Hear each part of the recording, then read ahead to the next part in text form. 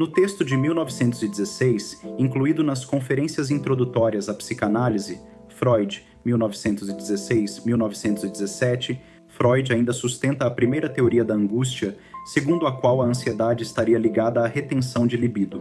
A ideia central era que, quando a excitação sexual não encontrava a via adequada de descarga, transformava-se em angústia. A libido não ligada, impedida de alcançar satisfação, convertia-se em estado afetivo penoso.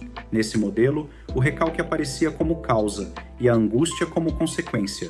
Essa formulação dialoga diretamente com a teoria econômica do aparelho psíquico desenvolvida desde o projeto para uma psicologia científica, Freud, 1895, onde já se afirmava que o excesso de excitação não ligado produz desprazer.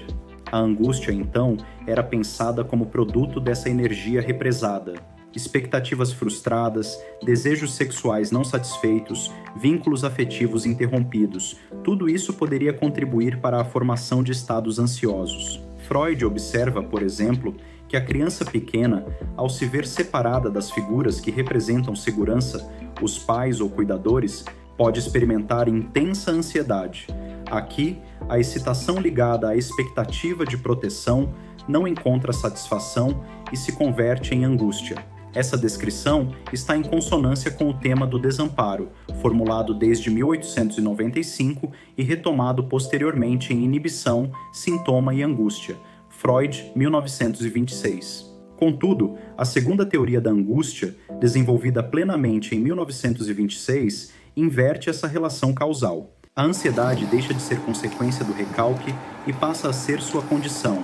O eu, diante da ameaça de um perigo, seja ele externo, seja interno, produz angústia como sinal. Essa angústia sinal mobiliza o recalque como defesa. Assim, não é mais o recalque que gera a angústia, é a angústia que leva o eu a recalcar.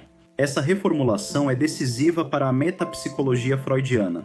O recalque, tal como descrito em Recalque, Freud, 1915, é um processo inconsciente estrutural do aparelho psíquico.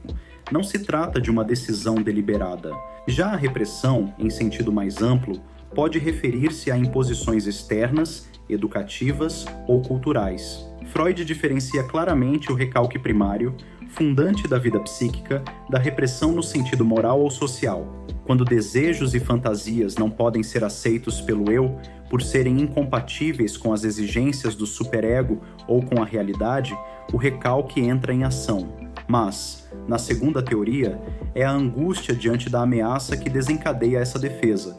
O perigo pode ser a perda do amor do objeto, a castração, a punição superegóica ou o retorno ao estado de desamparo. Freud articula essa dinâmica aos estágios do desenvolvimento libidinal, descritos em 3 ensaios sobre a teoria da sexualidade, Freud, 1905. Cada fase, oral, anal, fálica, apresenta formas específicas de relação com o objeto e, consequentemente, modos particulares de vivência do perigo. O medo da perda do seio, na fase oral, o conflito ligado ao controle e à retenção, na fase anal, a ameaça de castração, na fase fálica, todos esses elementos estruturam formas distintas de ansiedade. Em Inibição, Sintoma e Angústia, 1926, Freud afirma que o medo da castração constitui protótipo da angústia nas neuroses. Posteriormente, o temor ao superego substitui essa ameaça concreta por uma instância interna que vigia e pune. Assim, o desamparo inicial transforma-se em dependência do amor do objeto e, mais tarde, em submissão às exigências do superego.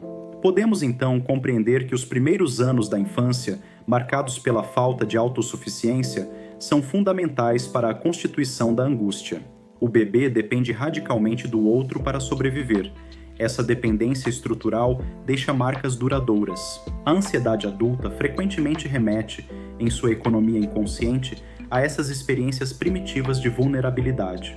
A passagem da primeira para a segunda teoria da angústia não elimina a dimensão econômica da retenção de libido, mas a reorganiza. A angústia deixa de ser mero subproduto da energia represada e torna-se operador central da defesa psíquica. Ela é, ao mesmo tempo, sinal de perigo e motor do recalque. Assim, ao longo do desenvolvimento, diferentes fatores determinantes de ansiedade emergem. o desamparo psíquico, a perda do objeto, a ameaça de castração, o temor ao superego. Todos esses momentos articulam-se às fases do desenvolvimento da libido e às fantasias infantis que estruturam o sujeito. A ansiedade, portanto, não é fenômeno isolado. Ela acompanha a constituição do eu, a formação das instâncias psíquicas e a organização das defesas. Compreendê-la exige percorrer a metapsicologia freudiana em sua totalidade, articulando economia, dinâmica e tópica do aparelho psíquico. Esta aula é parte de um percurso que não se faz com pressa nem com respostas prontas. A psicanálise se constrói no tempo, no contato com o texto, com o pensamento e, sobretudo, com a escuta. O que foi apresentado aqui não se esgota neste encontro. Ele serve como ponto de apoio para que novas perguntas possam surgir e para que o pensamento continue se aprofundando. A psicanálise não se oferece como um manual. Ela se sustenta como uma experiência.